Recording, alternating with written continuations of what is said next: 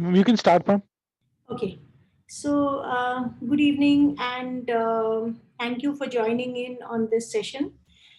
Um, so, this is a talk on the practical interpretation of renal scans for nephrologists. So, with looking at the renal scans, not just the renal dynamic scans, but also transplant evaluation, DMSA scans, DRCG scans. So all of them. So I've kind of tried to cover all the points. There's quite a bit of data to be covered. In case at any point you feel that we are exceeding, the time or whatever, please let me know, and we can always continue in another session. So without wasting any more time, so broadly, if you look at the radiopharmaceuticals which are used in during the radionuclide studies, they can be different, classified into agents which are used for glomerular filtration, and then there are those which are used for cortical scar, for cortical imaging, so which is basically to exclude scarring. So the most commonly used agents are DTPA, MAG3, and LLEC. These are the agents which are used basically to look at the glomerular filtration or the tubular secretion. Out of this, the most efficient tracer is actually LLEC, which is used very commonly. Those of you working in the government sector, most of the work is done with LLEC. Most of us also use a lot of LLEC, especially in situations where where the renal function is slightly impaired. And LLEC is a molecule similar to MAG3, so they are sister molecules. The extraction, the first pass extraction of LLEC is 70%. So whatever you have injected, 70% of it is actually, see, whatever you inject, 20% of it reaches the kidney by virtue of the renal blood pool, and out of that 70% of it is extracted by in the first pass by the kidney. So LADC is the agent wherever you have an issue where the renal function is deranged. LLEC or MAG3 is a better agent. Now the difference between DTPA and MAG3 and LLEC is that DTPA is a pure glomerular agent, whereas MAG3 and LLEC are excreted by tubular secretion. So the what you get at the end of the test is a GFR when you are using DTPA, whereas you would get a effective renal plasma flow, which is because these are the MAG3 and LLEC are tubular secreting agents. Then you have two agents which are used basically because they are highly protein bound. So they are bound to the megalin-cubilin receptor endocytes in the proximal tubular proteins. And they are more than 90% protein bound. So that is DMSA. And in the olden days, we used to use GHA. Now, GHA is glucoheptanate, and GHA to some extent, about 20 to 30% of it is protein bound. About 60 to 70% is excreted by glomerular filtration. So the philosophy earlier was that with GHA you can actually get a little bit of both, but what you get is actually a very poor glomerular agent and a poor cortical agent. So GHA is not used very much now, and the agent which is used for looking at cortical scarring is DMSA or dimercaptosuccinic acid. Often you're asked what is the full form of DTPA. I'm not going to tell you, so you have to look it up yourself. So, what is the full form of DTPA, right? Now, if you look at the pre work or the pre preparation, there is no special pre preparation which a patient has to have, except the fact that the patient should be well hydrated. So ideally with when you are dealing with a DTPA, the patient should not be dehydrated, should not have had any renal toxic drugs or anything like oral contrast. If the patient is on diuretics, the diuretics should ideally be withheld on the morning of the study. Of course, because these are radioisotopes, so pregnancy and breastfeeding are relative contraindications. Pregnancy is a contraindication. Breastfeeding, you don't need to really interrupt the breastfeeding, because the radiation exposure to the baby is predominantly because of proximity rather than the DTPA being actually excreted in the breast milk. And usually, what we tell them is that we ask the mother to feed the baby just before the scan, and then there is a 4-hour interruption, and that is about enough. So we don't really need to withhold breastfeeding, or to throw away the milk which the mother will secrete after the scan. It's just that there is usually a gap of about 4 hours. The biological half life of any radioisotope is about 2 to 3 hours in the body with technetium labeled agents. So, although the physical half life is 6 hours for technetium, the biological half life, which means that the amount of time it takes for the body to actually throw out these tracers, is about 2 to 3 hours. So, at the end of about 4 hours, there is hardly any radioisotope left in the mother to be able to give any significant radiation exposure to the child.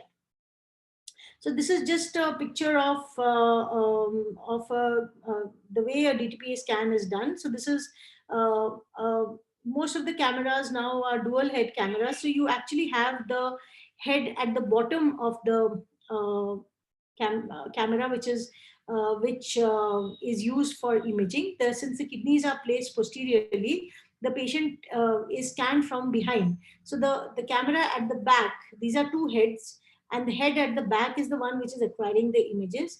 And here you can see this is a baby, and the baby has been placed right on the palate. Similarly, you can have these the SPECT CT cameras, where the patient is usually lying supine, and the camera is acquiring images from the back.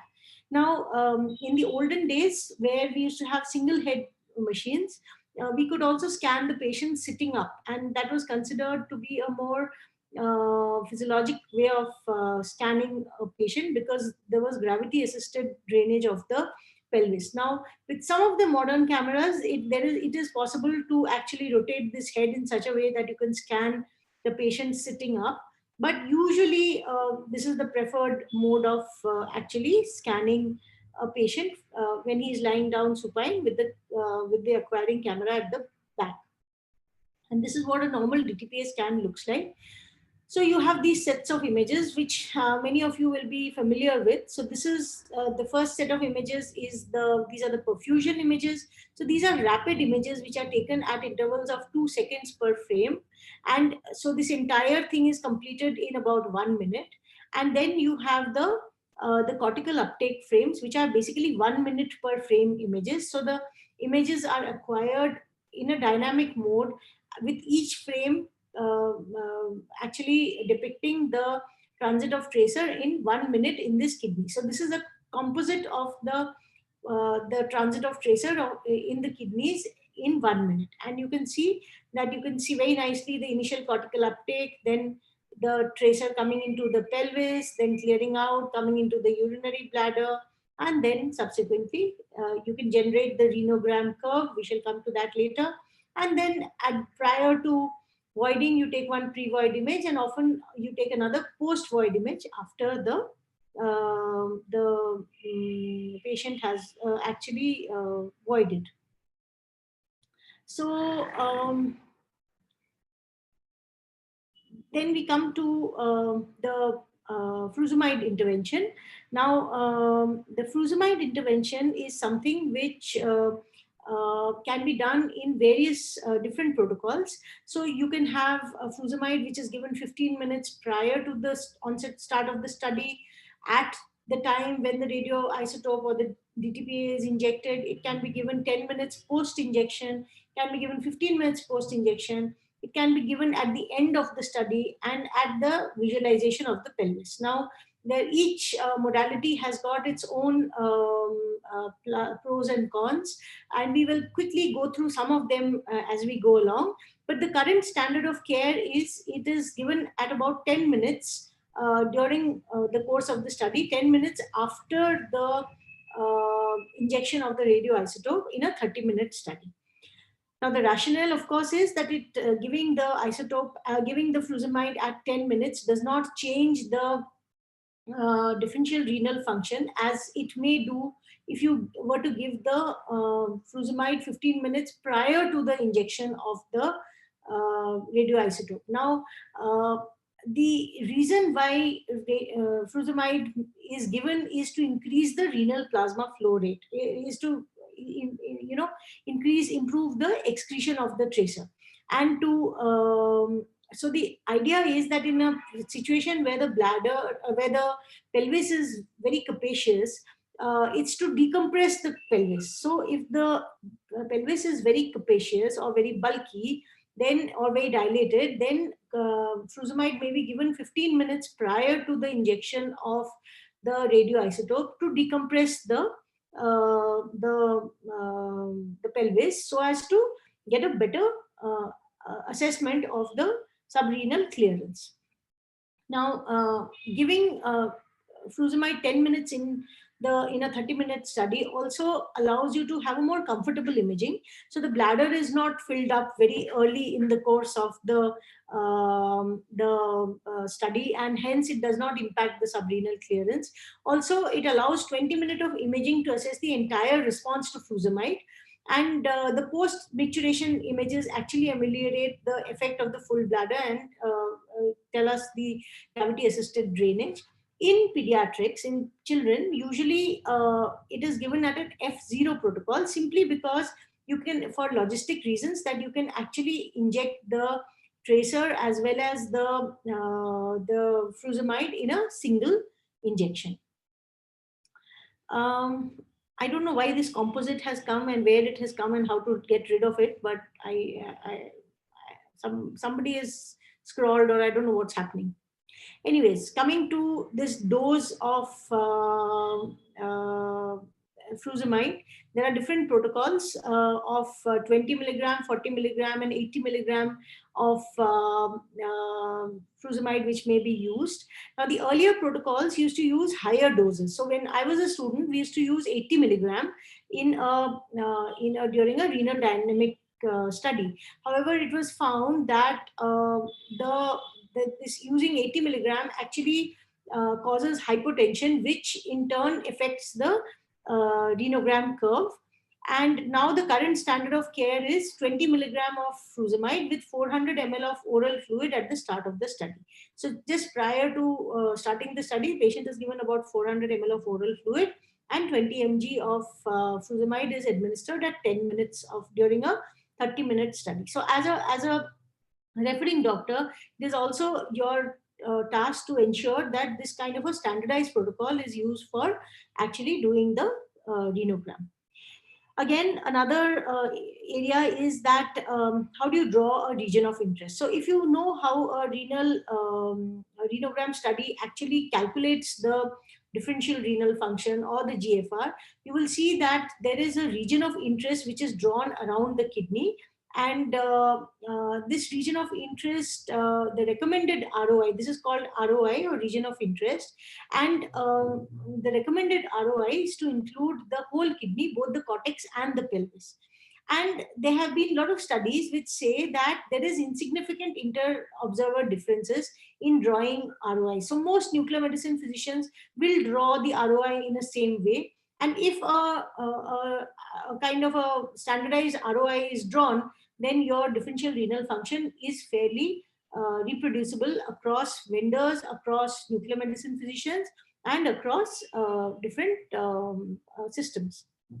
And then you can generate what is called as a renogram curve. The renogram curve is nothing but a graphical depiction of the transit of tracer through the renal parenchyma into the from the cortex into the medulla, and then into the pelvis, and then the subsequent excretion from the pelvis. Now, if you broadly break it up, it's got three phases. The first phase, which is of about 1 minute, is the vascular phase. Then you have the 3 to 5 minutes, which is basically the equilibrium phase or the cortical transit phase.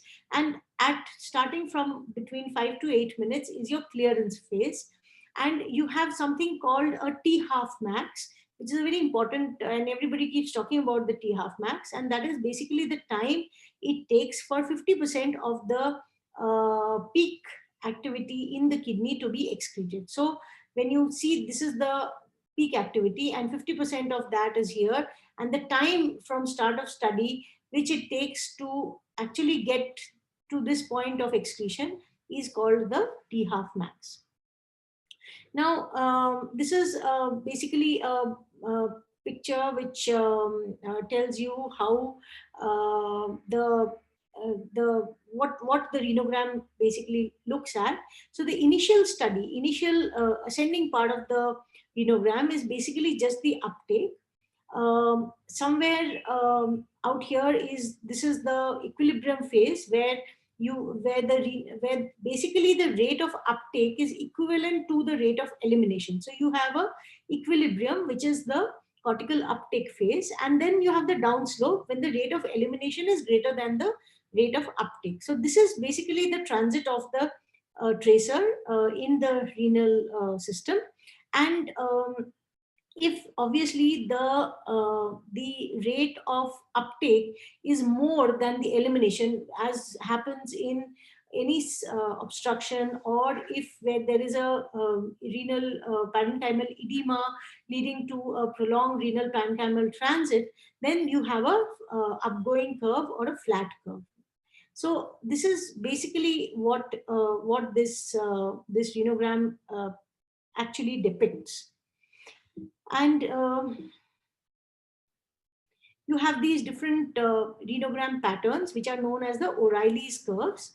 So this is a normal renogram where you have upslope which lasts for about 3 to 5 minutes, and then the downslope which starts at about 5 to 8 minutes.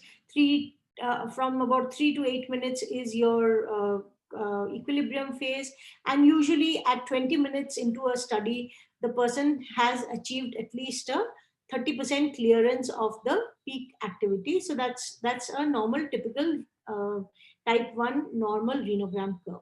Now the type 2 is very clear. It is an obstructed system where, despite giving frusemide, your renogram curve actually shows an upgoing pattern, and this is a type 2. Then you have the type 3A, which is basically what you would see in a hypotonic pelvis. So often post pyeloplasty, the pelvic ileal systems may be dilated, and you have the moment you give Lasix, there is an increased urinary flow rate, and there is a clearance, or as soon as the pelvis actually decompresses, there is a fall in the there's increased excretion, and there's a fall in the radioisotope which is there in the renal pelvis, and hence the curve downwards. Then you have a type 3B, which is known as an equivocal kind of a system, which again happens in systems which are capacious, and where you have a slow clearance of the tracer from the pelvis. And this kind of curve will always have to be interpreted in conjunction with the history, as well as looking at the delayed imaging which happens with this pelvis. So in the delayed images, if you find that the pelvis is clearing and the radio tracer is being excreted by the kidney, then you know it's a non-obstructed system. So it has to be, this is one of those equivocal things. And then this is called the type 4, or the delayed compensation. And this usually is seen in patients with obstructive features. And here, post Lasix, there is a dip, but then the curve starts to rise again. And this is usually seen where you have a high grade obstruction in the renal outflow. Now, one of the things which we must understand is the reservoir effect. Now, this reservoir effect can happen either because of bladder outflow obstruction, and you can see that just because of the reservoir effect, the shape of the curve may be different. And so it's important to keep the bladder also decompressed, and that can be achieved by first asking the patient to void prior to the scan. And in certain situations, like where you have a neurogenic bladder, you can actually catheterize the bladder and keep it decompressed during the course of the study, so as to ensure that there is no back pressure changes on the pelvis because of the full bladder. Now you can see here, this is the reservoir effect of a dilated pelvis. So you can see that the renal pelvis shows even till 20 minutes, you find that there is significant tracer accumulation in the pelvis, tracer retention in the pelvis. But the post-micturition image, this is the post-micturition image, where the bladder has been partly decompressed, and you find that the tracer has exited from the renal pelvis as well. So this is a patient which looks at the same things, and you can see that this is the here the bladder is full, and there is some tracer hold up in the upper calyces, and the moment the bladder is decompressed, there is a clearance of the tracer from the upper pelvis. So this is not a obstructed system. This is just reservoir effect because of a full bladder. Now, T half max is, as I said before, is the time taken by the kidney to clear half the maximum tracer activity. Traditionally, T half of more than 20 minutes was considered to be obstructed, but it is affected by the choice of radiopharmaceuticals, the time at which the frusemide is intervened, the dose of the frusemide, the hydration. If the patient is dehydrated, then the T half max may be prolonged. If there is extraposition of tracer, or if there is the bladder is full, or there's a reservoir effect, then also T half max may be prolonged, and that always does not indicate that the system is an obstructed system. Also, the T half max with MAG3 or LLEC is about 12 minutes, whereas with DTPA is slightly longer. So that again is because of the extraction of the tracer by the kidney and its rather rapid transit through the renal parenchyma when you're dealing with MAG3 or LLEC. Now, there are a lot of alternative quantitative parameters, so which were used and which have their own uses. So, one of the things which have actually been tested is the 20-minute to maximum count, and the rule of thumb is if there is if the cortical ratio means the ratio of the counts at 20-minute versus the peak counts is less than 20%. So that means that if there is 20% of tracer only which is retained in the renal pelvis at the end of 20 minutes, it's definitely not an obstructed system. And if it is more than 35, then it does indicate a prolonged renal parenchymal transit time. So there are lot of studies which say that the 20-minute to maximum count ratio is actually a better indicator of renal function than T half max. But T half max is more in vogue, and everybody talks about T half max. There are some other fancy names like pelvic excretion efficiency, output efficiency, and NORA, or normalized residual activity. And these are, again, most of the newer softwares don't allow us to calculate this, but they have been used in various situations. Sometimes in children, these are the parameters which are used, but they are more or less, they are not in use too much. But 20-minute to maximum count is a very important thing, and it's a very easy thing to remember that 20, if less than, it's 20 20 20. So if there is less than 20% remaining in the kidney at 20 minutes, then it's definitely not an obstructed system. And if it is more than 35%, so that indicates a prolonged renal parenchymal transit time. Now, the common indications, of course, are in mainly diuretic renal scintigraphy is used predominantly in children. And one of the most common indications is suspected PUJ obstruction, or if there is megaureter, post-ureteral reimplantation, ectopic kidneys. Then in renal transplant evaluations, in cases where there is an ileal loop diversion or any obstructive masses in the pelvis. Now, quickly going through the pediatric indications, the not all infants who have antenatally diagnosed hydronephrosis require a renal scan, and there is diuretic renal scintigraphy is only recommended in the presence of significant upper tract dilatation, or in duplex kidney with dilatation of one or both moiety. So this is very important, especially for those of you who are dealing with children, that only in situations where the the APD is between 15 to 20 mm, is the is the segment of patients with antenatally diagnosed hydronephrosis who actually benefit from a diuretic renal scintigraphy. So this is an algorithm which has been suggested, and they say that if there is a unilateral hydronephrosis at which is diagnosed antenatally at 1 month of age, you do a renal ultrasound. If both the ureters are also seen, then you do a vesico-ureteric, you do a study to exclude reflux, and then it is followed up by a renal ultrasound or and a mag3 at 3 months of age. And if it is impaired, then you follow up on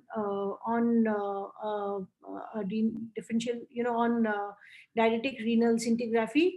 And if it is preserved, then you just follow up on ultrasound. So these are basically in situations where the renal uh, where the initial study shows a preserved differential renal function, especially in situations where the pelvis AP diameter is between 15 to 20 mm.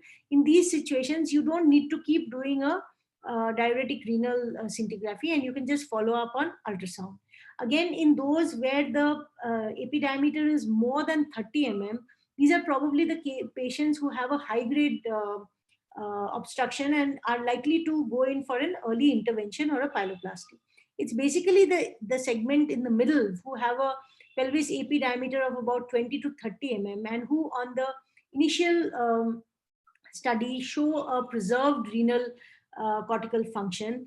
These patients should be followed up on ultrasound, and only if there is an increase in the hydronephrosis do they actually require a follow-up MAG3, and this follow-up MAG3 is usually recommended at about 1 year of age.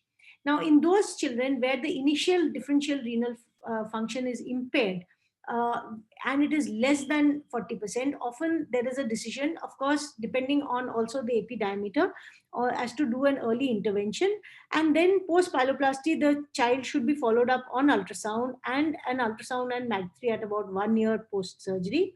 In those who have a very poor function, which is initial differential renal function is between 10 to 15%, usually the recommendation is to repeat the MAG3 at about 12 months of age, when actually the child achieves full renal maturity. If the differential renal function improves, then you follow up this patient. If the differential renal function remains less than 10%, then a nephrectomy may be contemplated. Now, often patients and parents of the small babies are very worried about the radiation exposure of a DTPA, and the radiation exposure is much less than what you would get when you do an IVP or a CT. So here you're talking about something like 0.04 megagray per megabecquerel for the kidneys, whereas here you're talking about 3. So you can say this is 1 milligrays in a human being. 1 milligray is equivalent to 1 millisievert. So the kind of, it's almost, this is 0.04 and this is 3 and this is 8. So you yourself can see the amount of difference in the radiation exposure, and this translates into about, in newborns, to 16.8 per 10,000 lakh per lakh patients, per 10 lakhs actually, per million. So this is 16.8 per million patients of excessive lifetime risk for the development of radiation induced cancer. So it's a very minimal risk, and there's no need to be worried about the radiation exposure. Now, in adults, often there is no real need for doing an upper urinary tract for doing a renal diuretic scan, unless the reasons for which a patient will come is if he has a crampy pain post diuresis, or if there is a incidentally diagnosed renal pelvic dilatation. But usually CT angiography is a better tool in an adult, likely because the usual causes for obstructive uropathy in an adult are either due to a aberrant vessel crossing the lower pole of the kidney, or because of a renal calculus. So in both these things, you are CT may be a better tool than a diuretic renography. And diuretic renography is used only in situations where any functional impairment or an equivocal clinical scenario exists, and where functional impairment actually defines whether the patient is going to go in for a pyeloplasty or is going to go for a nephrectomy. So it's the role of, although it is used very often, the role of a diuretic renography in an adult is actually very limited. Now this is to look at some of the pictures. This is a hydronephrotic kidney, and you can see that there is transit of tracer. The other side is normal, so you can see the normal kidney starts excreting. You see the tracer in the pelvis at about 5 minutes. Each of this is 1 minute, whereas on the obstructed side there is tracer hold up in the pelvis, and even at delayed till about 3 hours, you find that there is tracer retention in the pelvis, and you can see that there is a upgoing curve, and which you have seen, and even in the post-void image there is no excretion of tracer from the pelvis. So this is a typical obstructed. Now one of the issues which often you will find is that in a patient who has got a hydronephrotic kidney with relatively preserved function, the differential renal function in the affected kidney is often more than the normal kidney. And this often creates problems for surgeons, because the patient comes back to you and says that, Dr. Saab, before the surgery, the function was 55%, and now post pyeloplasty, the function has come down to 45%. Now, there are many pathophysiologies which have been hypothesized about this, but the basic issue is that this is a error.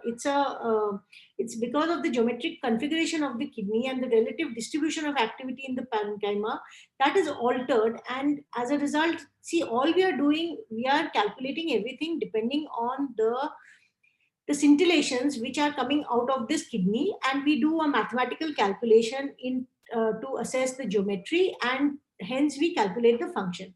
Now here, because the pelvis is very dilated, the geometric configuration is altered, and hence our calculation gets it overestimates the function, and that is the reason why often you will have this kind of a unique situation. So it's important to counsel your patients prior to the surgery, especially in a situation where you find that your DTPA report or your MAG3 report shows that the differential renal function of a relatively preserved hydronephrotic obstructed kidney is seen as more than what is seen on the normal side. So this is another situation here. This is a gross hydronephrosis, which you can see. So you can see how thinned out the cortex is, and there is the pelvis is dilated, and slowly there is accumulation of tracer into the pelvis, and which is retained till about 24 hours. And again, this is the renogram curve, which shows an obstructive pattern. Now, sometimes if there are renal cysts, then they may appear as photon deficient areas, and you can see that here, that there is this photon deficient area which persists throughout the study, and this is nothing but a renal cyst. Okay, we'll come to this. This is basically a duplex kidney. So you can see this is the upper pole, which is hydronephrotic, and the lower pole, which is showing good accumulation of tracer. And you can see subsequently this upper pole shows slow, upper calyces show slow accumulation of tracer, which persists even in the delayed images. Right, and here in the post-void images, of course, this patient had a pyeloplasty tube which was there, and once the pyeloplasty tube was opened, so it actually allowed the tracer to drain out. So the upper pole was obstructed. So this is the typical Wigard-Mayer rule, which says that the upper in a duplex kidney, the upper ureter actually opens below the ureter draining the lower moieties, and it is obstructed by the ureter, which crosses over, and hence the upper pole is often obstructed, and the lower pole may have reflux. So you can actually fool your uh, in this situation, this is the right and the left kidney, but you can actually fool your system into believing that the two moieties are two different kidneys, and you can draw renogram curves of each of these moieties to actually tell you what is the functional status and drainage of each of these moieties.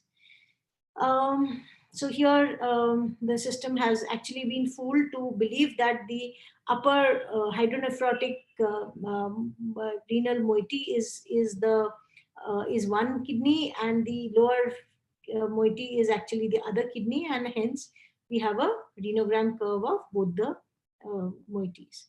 Now this is typical. This is what is called as a cobra head appearance. So this happens in a uretrocele. So you can see this looks like the head of a cobra, and this is the urinary bladder, and this is the dilated uretrocele, and this is causing obstruction to this particular kidney, which once the bladder decompresses and the uretrocele clears, the renal pelvis also clears.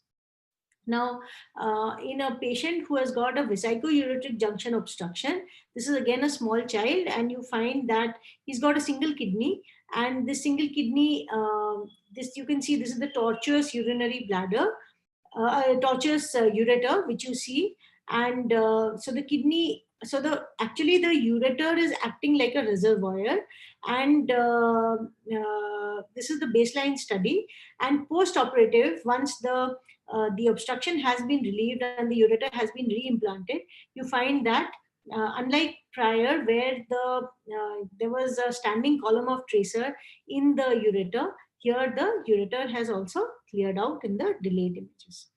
Now, this is a image of a crossed fused ectopia. So you can see that there is nothing on the, now in a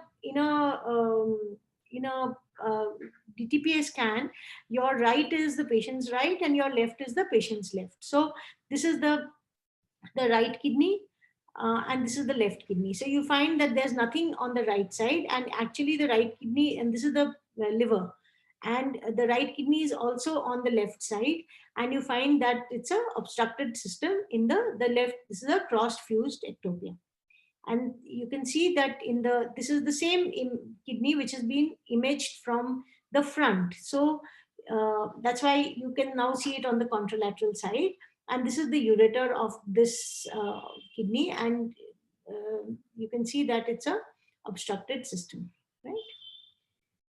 Now, this is where is our typical pancake kidney, where the conf- both the kidneys are fused, and the individual parts of the kidney are not defined, and hence you have a what is known as a pancake kidney. But pancake kidneys are often non-obstructive, and you can see that the both the moieties have actually cleared out, and there is no retention of tracer in this pancake kidney.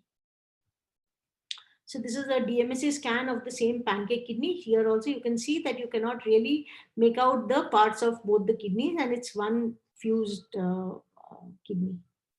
Now let's go to some of the other scans. So this is okay. So this is a ileal conduit, where you can see that the kidneys, both the ureters are draining into a ileal conduit, and that is excreting out. So then none of the kidneys are obstructive. Now, this is a rare case, and this is a case from PGI Chandigarh, and Dr. Anish Bhattacharya, he shared this case with us. And basically, this is a patient with a urinoma which has actually gone into the thorax. And you can see that this is a urinary leak with a urinoma sitting above the kidney, and this was actually on CT. This was found to be in the thorax. So this is a rare case, so of a renal injury and with a urinoma in the thorax. And this pre and post operatively, you can see that this, once this was operated and the kidney was repaired. So there's some cortical scarring which you're seeing in this kidney, but basically the urinothorax has cleared up.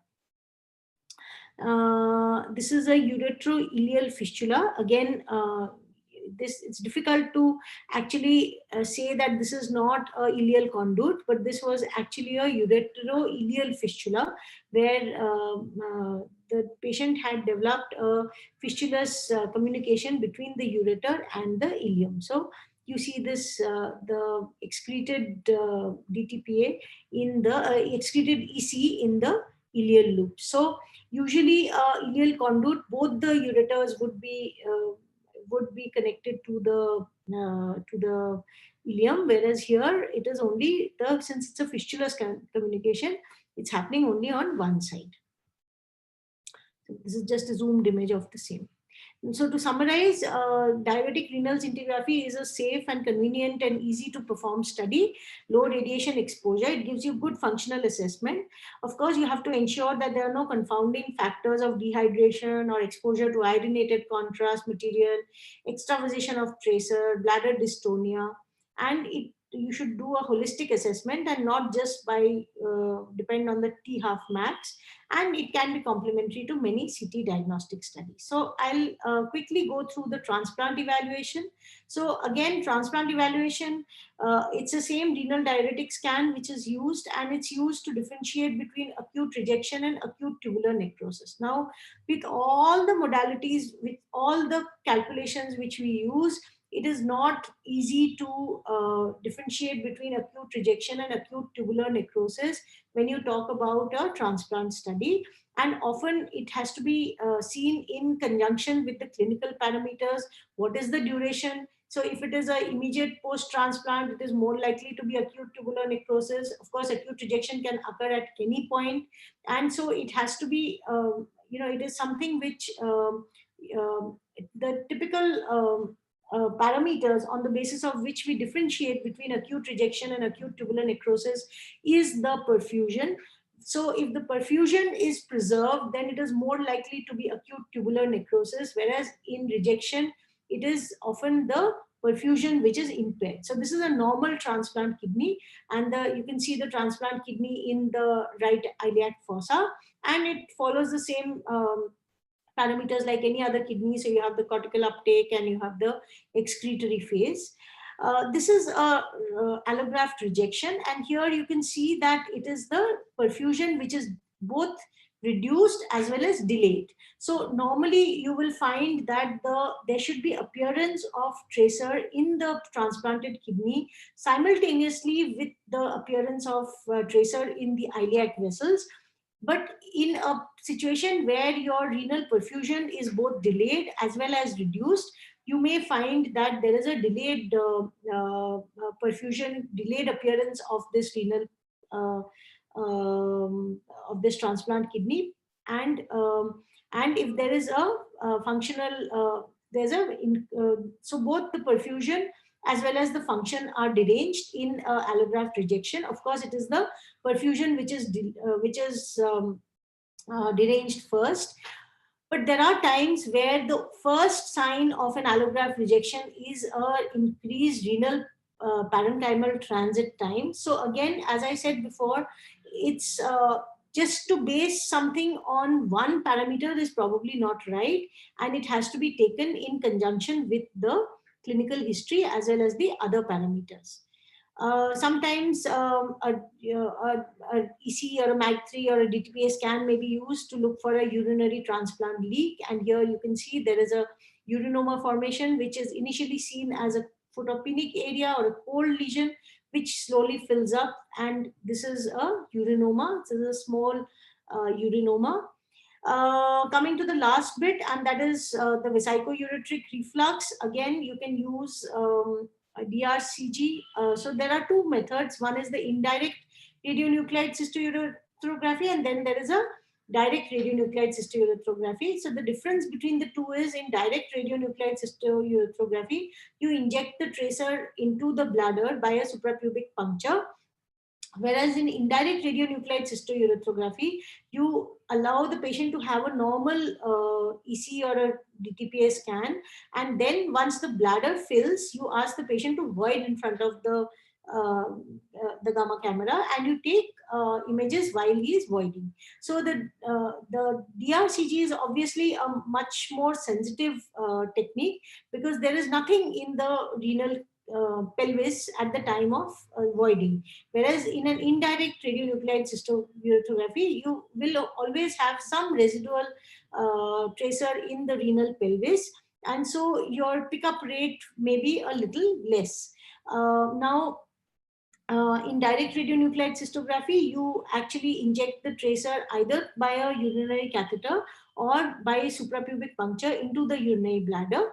And while this is minimally invasive, but it is a very sensitive technique, and also the radiation exposure is much, much, much less than an MCU. And especially in situations where you expect that there is a low pre-test likelihood of there being a reflux, or DRCG may be a better technique. Now, in situations where you expect that there is a high chance of psychouritic reflux, and especially in boys, doing a MCU may be a better technique, especially as a first investigation. But on follow-up, a DRCG may actually be a better method, simply because it is more compliant for children, as well as it gives a much lesser radiation dose. So this is a patient who has got a high grade reflux. Here you can see that the tracer has been injected into the bladder, and the child has been asked to void in front of the camera, and you can see that the tracer is actually going up into the pelvis, into the dilated ureter. And even in the post void images, there is a standing column of tracer in the ureter and in the pelvis. So this is a high grade reflux. This is a patient with bilateral vesico-ureteric reflux. You want me to complete the DMSA, or should we leave it for another time? Are you fed up?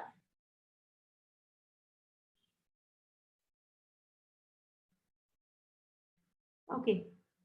So I'll just show you some images. So this is a normal DMSA scan, where you find that there is a homogeneous tracer accumulation in both the kidneys. This is a patient who's had a pyelonephritis, and there is a photon deficient area, and there is volume loss at the upper pole. So this is a scarred kidney. And the same patient 1 year later, you find that the margins have become much more organized, and there is an organized scar, and there is a cortical volume loss at the upper pole. This is a DRCG, as you can see. Multicystic kidney, of in both the kidneys you find these multiple cystic lesions. Now you cannot differentiate a scar from a cyst on a DMSA, but this kind of a situation where you find that the cortex is, there is no volume loss at the pelvis, and in a, in a situation where you know that this is multicystic kidney, you may prove, but again you cannot differentiate a scar. Multiple cysts, again you can see here, sometimes it does look like a scar, but it may be used. Bilateral poor functioning kidneys, so if you start seeing the background activity, so you see the liver, you see the blood pool activity in a renal dynamic scan, then that means that the renal cortical function is really poor, and that is why you're actually seeing a lot of blood pool activity. So this is again another scan which shows the effect of iodinated contrast. So this child had a normal renal function, but because had been had received iodinated contrast, there's a lot of background activity because of the acute renal dysfunction. Okay, so I think so this is a horseshoe kidney. You can see so nicely. This is the band which is joining both the kidneys. And this is again a ptotic kidney, where you find that this kidney is low lying as compared to the contralateral side. Another ectopic low lying kidney. Cross-fuse ectopia we've already seen. The DMSA scan showing a much better image of both the kidneys which are on the same side, and there is a cross-fused ectopia. And you can do a SPECT imaging of the same and be able to actually get a better image. So these are again variations in kidney shape. You can have kidneys which are, all over the place, and on a DMSA scan, especially, can help you in defining the outlines and the actual function at very low radiation exposure. So I think that brings me to the end of this talk. And if you have any questions, I'll be happy to answer them. I think everybody has gone home.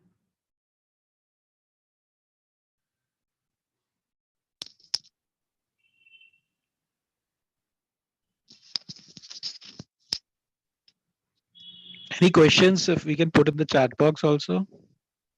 I think everybody is, it's been a long day. Maybe, yeah.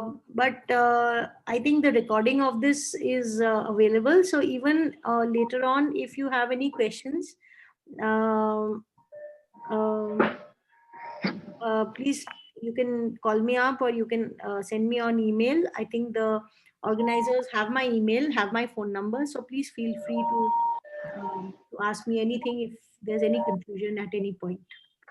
Surely, Excuse me, ma'am. ma'am. Dr. Sabir. Yeah.